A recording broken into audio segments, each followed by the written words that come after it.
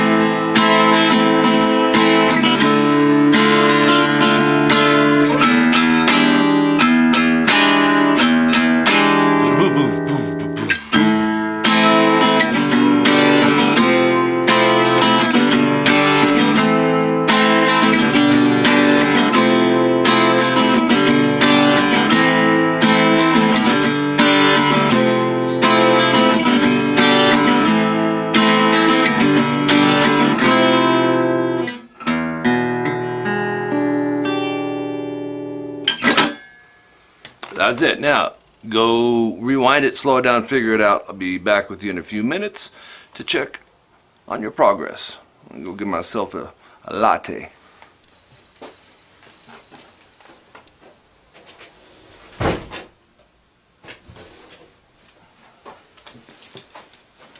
Just kidding. Okay, so, on the intro here, we're going to do the technique. One technique that's used is a hammer on, the rest is picked.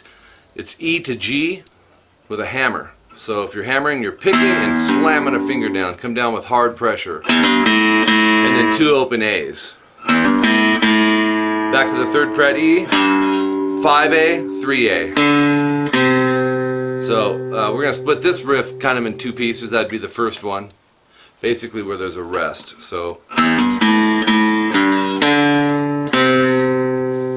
let me slow that down.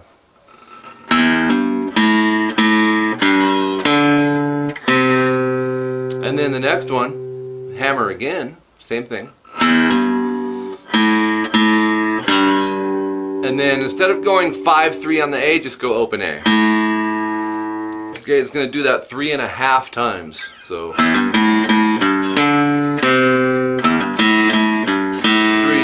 4.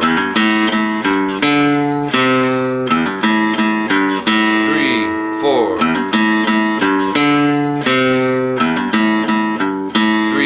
4,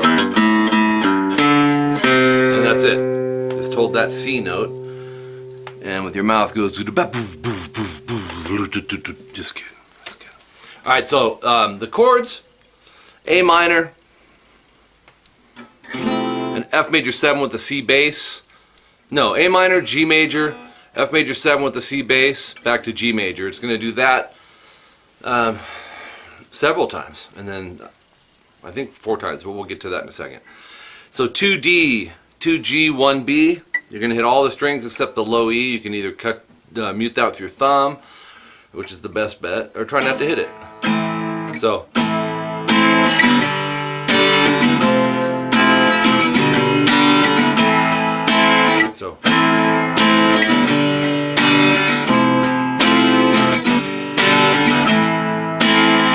now the strumming, live, and this isn't just something Steve Miller does, but a lot of bands, they'll change things up. You can find some stuff where he's doing a finger picking concept of it. This is more of the electric route. When it comes to strumming, you guys, there's a lot of liberties you can take as a guitar player on how you want to strum it. I want to give you kind of a basic mold, but the key is that the punches are landing. In other words, the chords in the right spot, and you want to try to find someone of a consistent strum. They can be altered sometimes by the guitar player. Maybe they'll do a on one of them. You know what I mean? So don't overthink it. You want to go for the feel of it more than anything, but down, down, down, up. So switch to G major, 3-2, open, open, 3-3. So down, down, down, down, up. Little things you can do to embellish on things. Bring a little life into it. Down, down, down, down, up. On that third down, maybe do more of a full strum through or accent it a little harder. Maybe stay off of all 6 strings and save that do, do, da for a bigger strum. You know what I mean? That way everything's just not level. And then this next chord is the F major 7 with the C bass. Really nice chord actually. Go 3A, 3D, 2G, 1B, open high E. And you can mute that low E with your third finger now, or you can use your thumb, or both. Back to the first strum, down, down, down, up, and right back to G major. Down, down, down, down, up. So let's keep the G major, the da, da, da, da, da. So every other is a little bit, you know, the first and the third, which is A minor, and then the F major 7 would be the same strum, and the G chords would always be the same strum, all right? And that would give you this.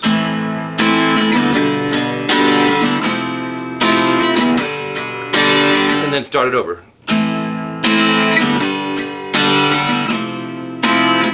Again, so this is our third time, and our fourth time right now.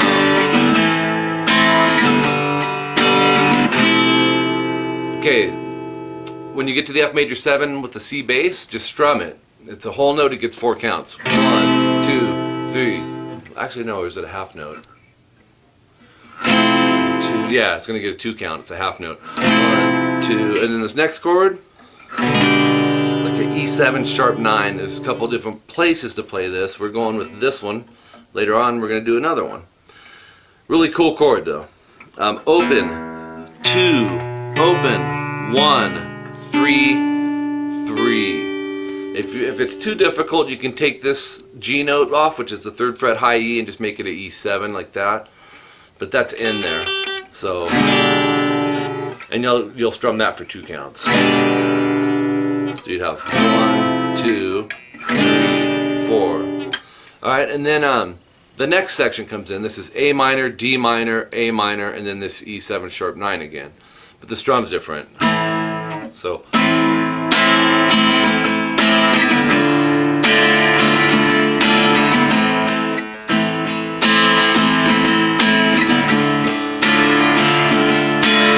like I said, don't go for the exacting. I'm giving you a model to follow. Start with the A minor. Down, down. Let's see.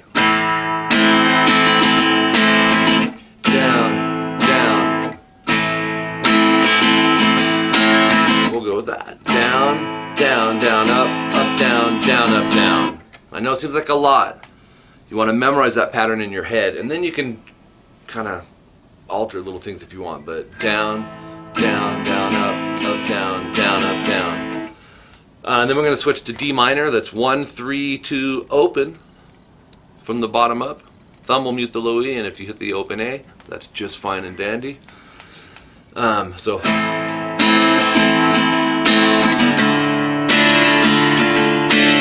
keep the same strum. Down, down, down, up, down, down, up, down. Back to A minor. Down, down, down, up, down, down, up, down. And then the E7 sharp 9 again, which is this. Okay, so we have A minor, D minor, A minor, E7 sharp 9, dang it. And then back to A minor, D minor,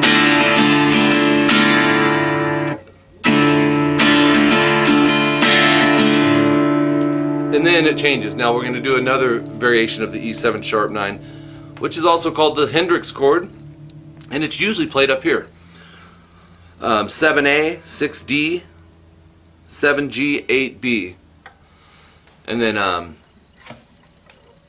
you go 2 opens and then strum those 5 or those 4 notes. 3,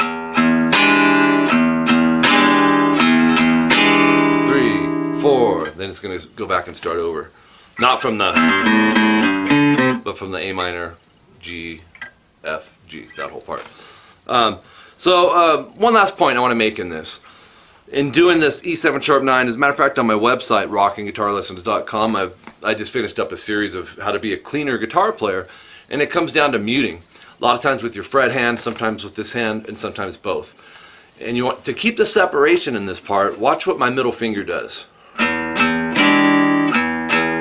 Actually, you can see all my fingers move, but the reason I'm doing that, for one, I'm going to apply the pressure, because I don't. Check it out. The middle finger needs to silence that open E. So by shifting it, basically like my fingernail, the tip of my middle finger is muting it. So you separate boom, boom, chord, boom, boom, chord, boom, boom, chord, 3, 4.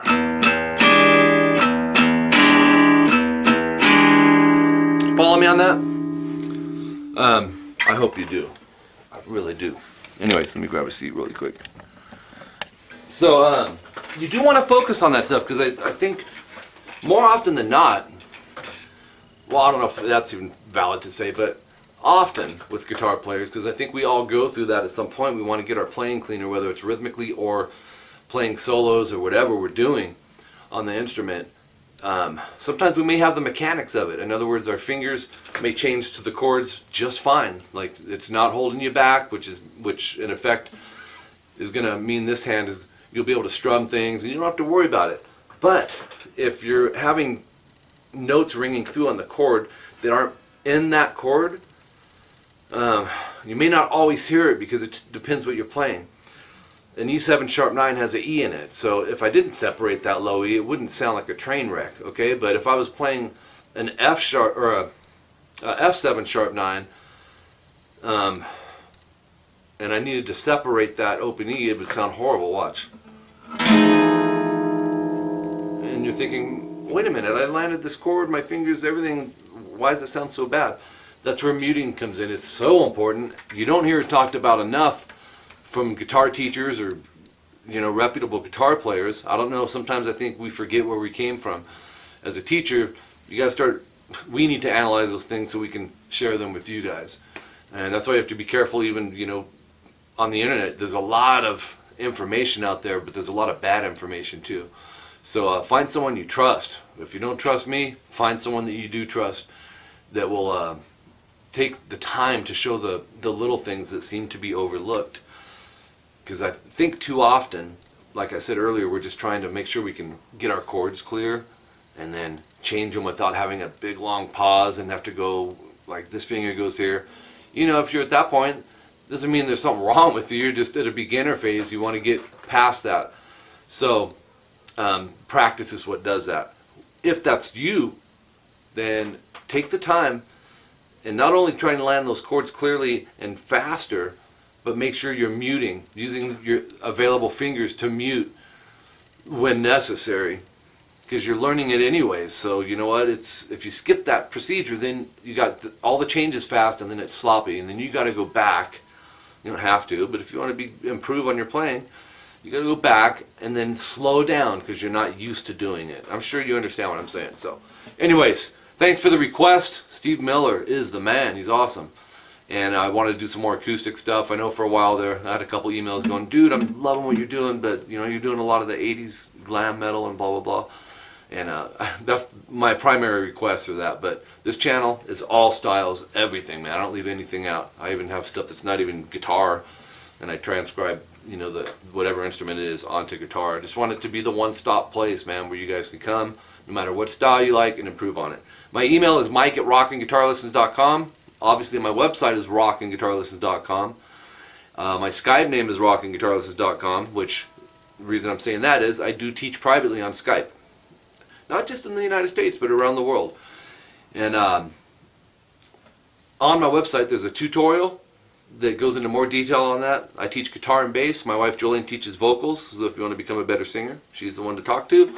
And she has a tutorial as well, and the prices and everything is right there on the website. And basically, you know, we set you up on the same day, same time each week, or bi-weekly, however we do it. CVT lessons, custom video tablature lessons, that's another form of students that I have.